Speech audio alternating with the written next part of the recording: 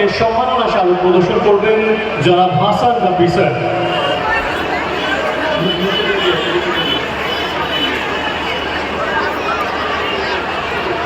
আবুল কালাম স্যারের পক্ষ থেকে জনাব ফয়সাল স্যার সম্মাননা স্মারক প্রদর্শন করছেন, সম্মাননা স্মারক গ্রহণ করছেন।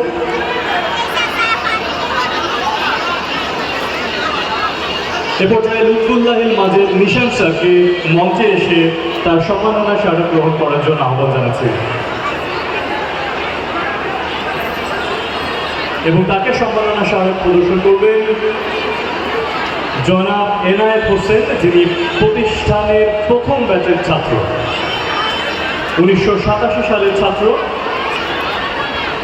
জনাব Enayet Hossain, one of the most senior alumni of Jahazmara High School.